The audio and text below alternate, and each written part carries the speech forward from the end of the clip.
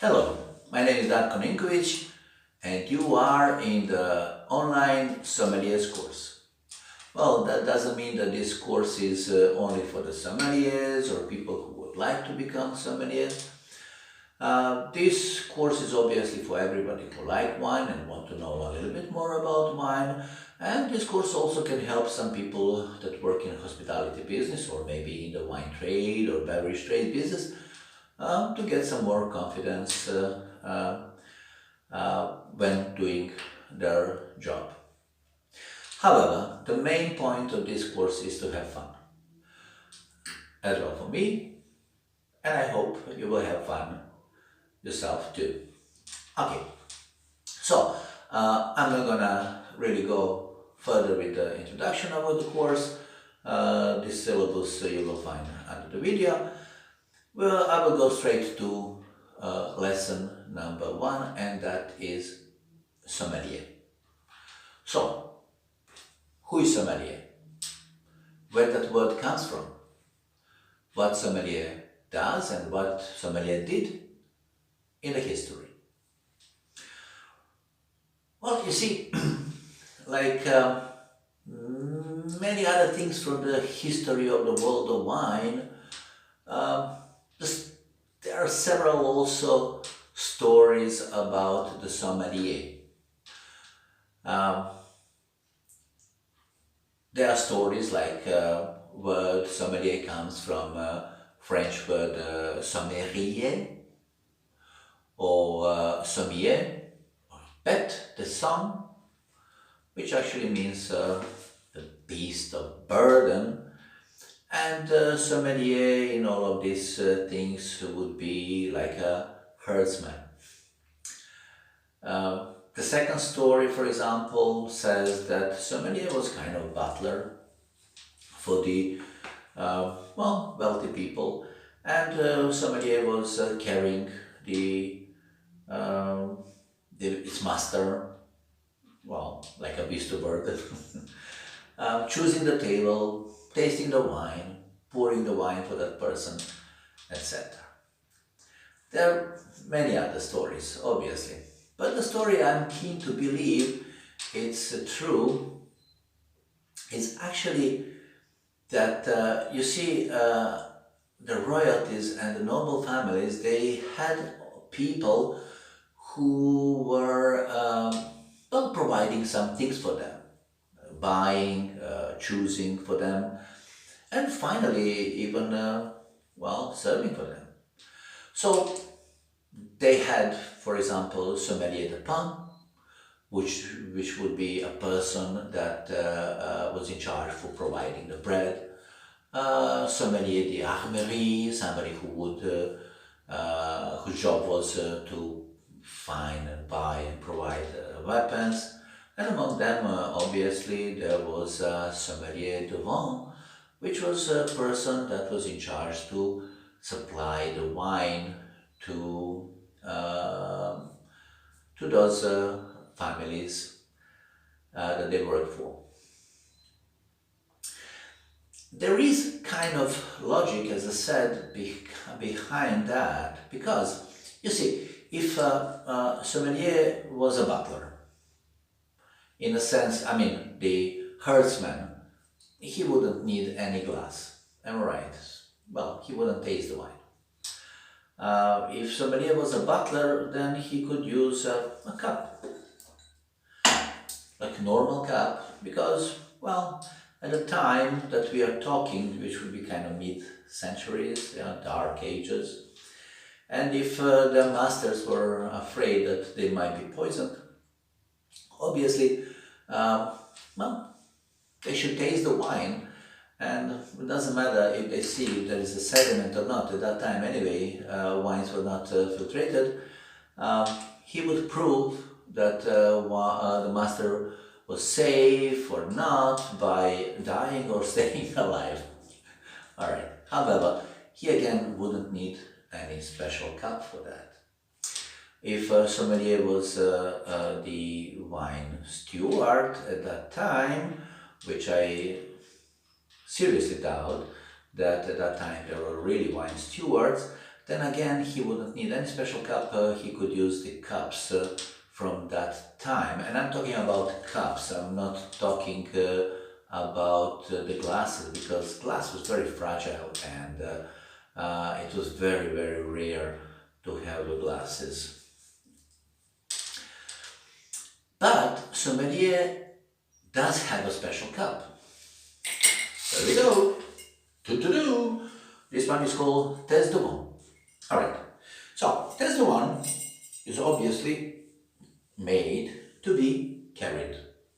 Alright, Testable was made, and it is made from pure silver. Obviously these days you can find silver plated ones, the ones that cost like $5 and you can do the job with them, obviously. This one is actually quite shallow and it has some holes and some other lines, so it is obviously made to separate the sediments and to reflect the light. So in the low light condition, like for example wine cellars, you can see the clarity and the color of the wine way better. From this one you don't really smell the wine, because wine doesn't really smell, gives its full character, but you can actually find if the wine has a fault, but the main purpose is to taste the wine. Okay, so that's the first thing. So low light condition, well, in the restaurant you usually don't have really low light conditions. On the other hand, you see, cup is very shallow. So if you taste the wine which is not good, the wine that has a fault, you have to walk with this shallow cup, and it's pretty inconvenient to do that, because you're obviously not gonna drink the wine, you're gonna spill it. So, well, I think it's much better in the restaurant to use the glass or a cup. But if you are on the wine fair or in the wine cellar, which usually doesn't have any concrete or something on the floor, they're either the soil or some stone plates or something like that, then you would just spill it out, wipe it, and there we go. So, well, this is the reason why I do believe that sommelier was somebody who was providing wines. Well, you can believe whatever you like. The story you like the most, you can accept it. You can even read on the internet or many different books, different stories about sommelier. And there you go. That's sommelier, what sommelier is. I mean, was. But what is sommelier today is something that is fact.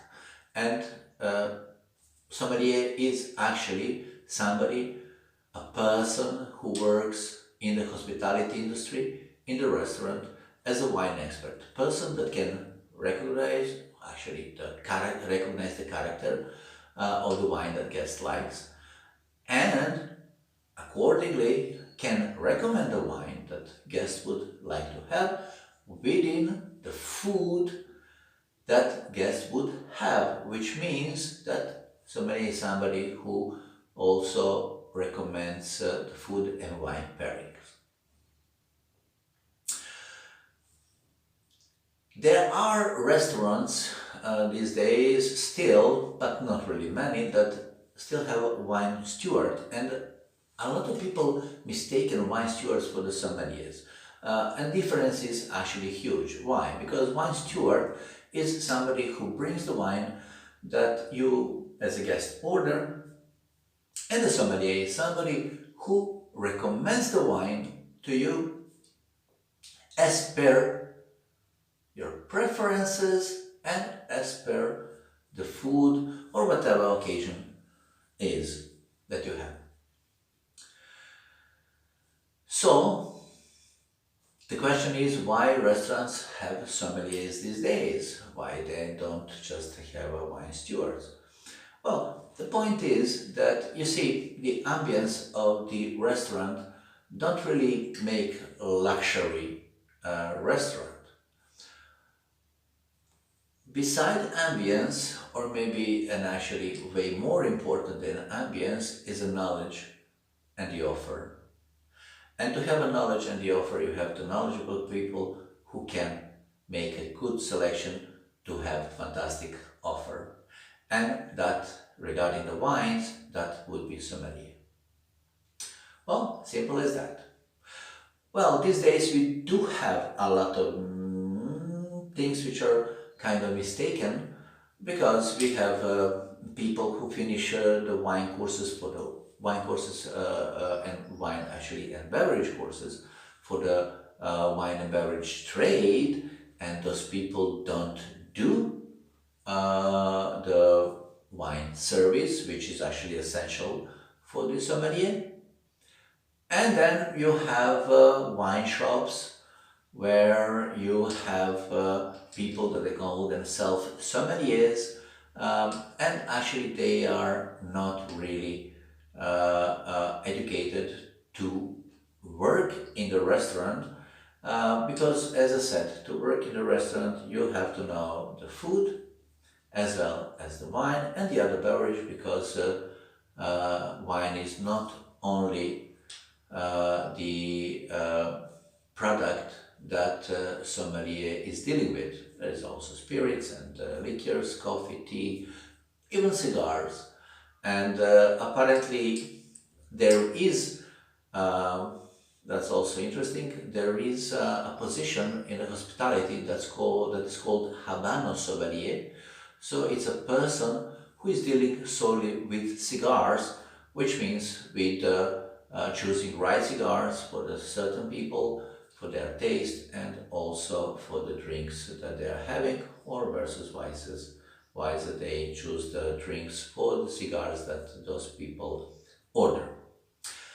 However, I hope that this first lesson give you some overview of the sommelier, what is sommelier today, and that is not really so boring.